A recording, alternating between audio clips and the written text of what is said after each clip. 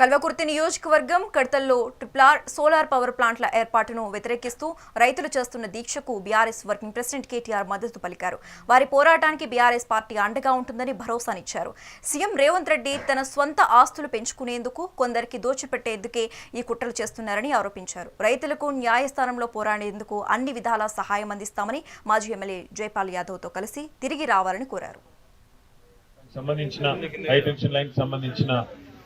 అంశం పట్టుకొని రైతులకు నష్టం జరుగుతుందన్న మాట మీదకెళ్ళి నిరాహార దీక్ష చేస్తున్న రైతు సోదరులందరికీ, అట్లాగే ఇదే కల్వకుర్తి నియోజకవర్గంలో గ్రీన్ ఫీల్డ్ రోడ్డు ఏదైతే రాష్ట్ర ప్రభుత్వం మరి ఉద్దేశపూర్వకంగా వాళ్ళ భూముల విలువలు పెంచుకోవడానికి అక్కర్లేని ఒక రోడ్ వేసి దగ్గర 1200 ఎకరాలు పట్టా భూములను తీసుకునే ప్రయత్నం చేస్తున్నదో దానికి సంబంధించి కూడా రైతులు ఆందోళన చేస్తా ఉన్నారు. వారందరికీ కూడా అదేవిధంగా RRR కూడా అలైన్మెంట్ మార్చి ఇక్కడ ముఖ్యమంత్రి గారు వాళ్ళ కుటుంబ సభ్యులు వాళ్ళ చుట్టాల భూములకు విలువలు పెంచుకోనికే ఏదైతే ప్రయత్నం చేస్తున్నారో దానికి సంబంధించి కూడా మొన్న కొంతమంది రైతు సోదరులు మన తెలంగాణ భవన్ కు రావడం కూడా జరిగింది. వారందరికీ అక్కడ శ్రీనివాస్ గౌడ్ గారు చెప్పింది, ఇక్కడ పార్టీ తరఫున నేను చెప్పేది కూడా ఒకటే, తప్పకుండా ఈ దేశంలో న్యాయం ఉన్నది, ధర్మం ఉన్నది, న్యాయస్థానాలు ఉన్నాయి. మీకు అండగా టీఆర్ఎస్ పార్టీ ఉంటుంది, మీరెవరు కూడా భయపడవలసిన అవసరం లేదు.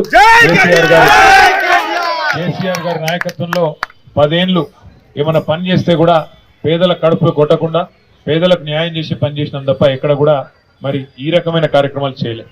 ఇలా సొంత ఆస్తులు పెంచుకోనికే సొంత కుటుంబం సభ్యులు వాళ్ళు ఇక్కడ చేసే రియల్ ఎస్టేట్ దందాల కోసం ఏదైతే ముఖ్యమంత్రి రేవంత్ రెడ్డి ఆయన అనుయాయులు చేస్తున్న ప్రయత్నాలు ఉన్నాయో దీన్ని అడ్డుకునే క్రమంలో మీకు అండగా నిలబడతాం.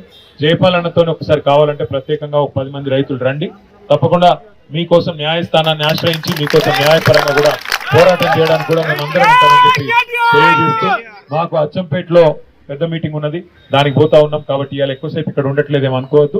తప్పకుండా భవిష్యత్తులో 10 మంది రైతులు వచ్చినట్టయితే కలుసుకొని మీ అందరితో కూడా మాట్లాడుకుందామని చెప్పి తెలియజేస్తూ మీకు న్యాయస్థానాల్లో కూడా అండగా ఉంటామని తెలియజేస్తూ ధన్యవాదాలు.